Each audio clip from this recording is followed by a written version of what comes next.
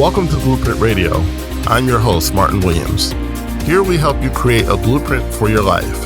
So let's build. And welcome to Blueprint Radio. My name is Martin Williams. Don't forget to subscribe to the podcast. You may do so on Apple Podcasts, Spotify, YouTube, and SoundCloud. All the links to the podcast can be found at guidedexpressions.com/podcast with an S, or in the description box of wherever you're listening to this right now. So thank you so much for tuning in. And today I wanted to talk to you about how to get motivated, right? So, we're in May of 2021 and, maybe you've set some goals at the beginning of the year and you've gotten off track. Life has taken over, whatever the case may be. And you're trying to figure out how to get motivated, how to, get going towards the things that matter to you. And that's certainly something that I have constantly worked on in myself. And I would like to, hopefully help someone find that motivation spark within them. So motivation is something that is very personal to all of us, right? What motivates you may not motivate me, right? And what motivates the person down the street may not motivate you. So we all have to understand that there are certain things that motivate us all. But it's different for every person, in most cases, right? I know that in the past I've been highly unmotivated, right? If not being motivated was an Olympic sport, I'd probably have a few gold medals from years past. And it's because I really didn't know what motivated me, right? And I think that's for most people. It's worth finding out what motivates you. It's worth finding out what is the thing that motivates you to, get up and do the things that you didn't feel like doing before. And like I said before, motivation is personal to everyone. And that's because something motivates you and doesn't motivate someone else doesn't make it right or wrong, right? And so, it's important to really figure that out. And the earlier you figure that out, the better, because you'll be able to hack your own performance. You'll be able to, tap into, a level of performance that maybe you haven't been able to tap into before, and you'll be able to do so on demand because you know what it is that really pushes you over the edge. So, and over the edge in a good way, right? So what are the 3 ways that I motivate myself, right? I can only talk about me. I can't really give you like a blueprint of here's what will motivate you no matter what, right? But this is what motivates me, and hopefully it'll help you, right? So the first thing that motivates me is having a now or never mentality. There's something about understanding the finite, concept of time, right? Time is finite for us all, right? Now, when I say it's finite, I'm not saying that it's going to end today.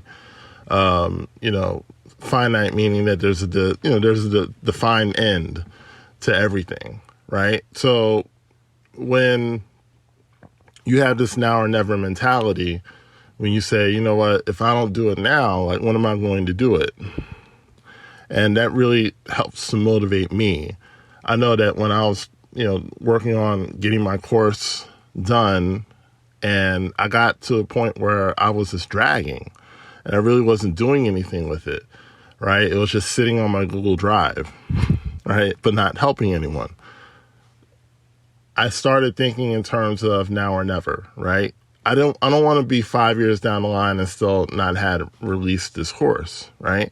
So I know that I needed to do this now or just forget about it.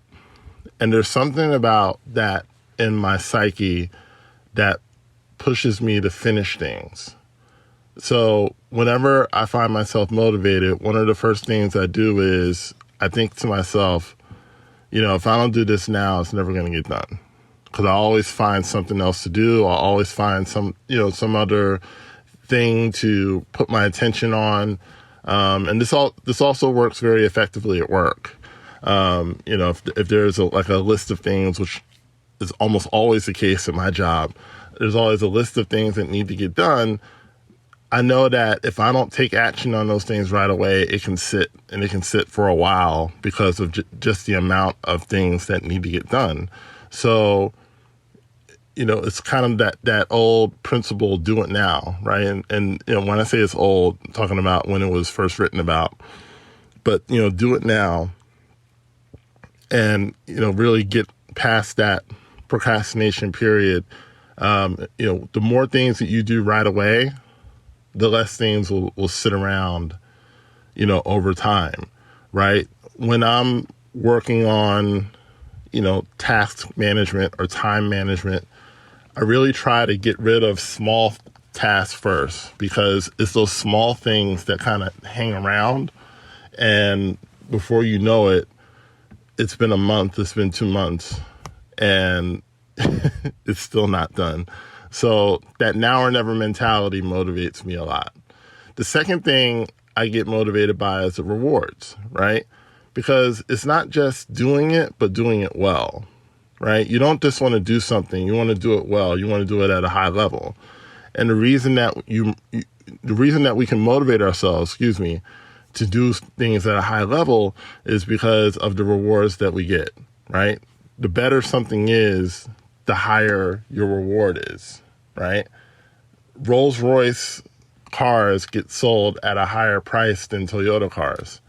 Does that mean that Rolls-Royce cars are better than Toyota cars? It's a matter of opinion.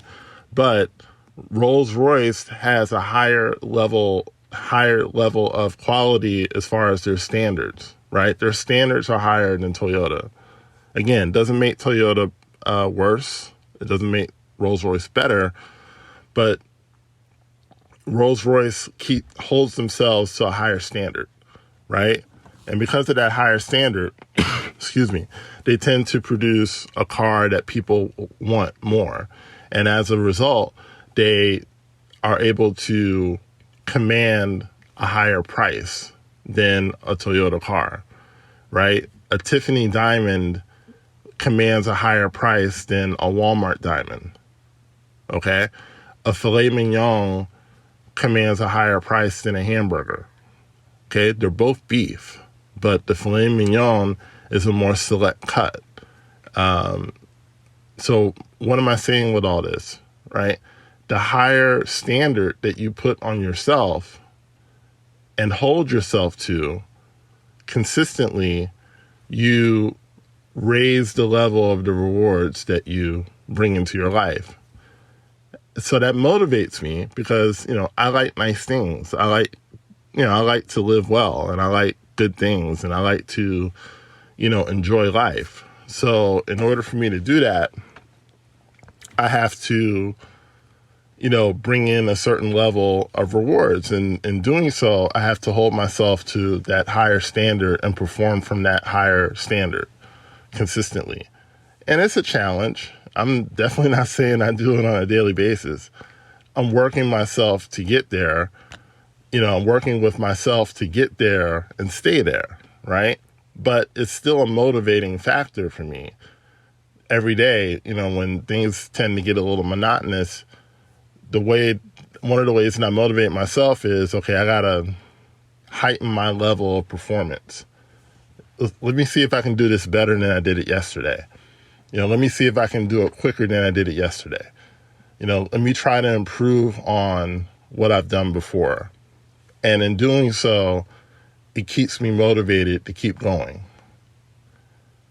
The third way that I motivate myself is proving something to myself or to someone else. Now, a lot of people might say, well, you shouldn't really be worried about what others think. And I totally understand that. I know where that's coming from. But we have to be honest with ourselves. There are a lot of things that we would not have done if we weren't trying to prove something to someone else. There's this old running joke that the gym is mostly crowded the first week of New Year's, and when people get divorce or find out that, either their partner is breaking up with them or is leaving them, right? So why is that? Well, the New Year's thing, we kind of understand, New Year's resolutions and everything else. But why does it take someone to leave you to go to the gym, right? Because you want to prove to that person that they made a mistake, right?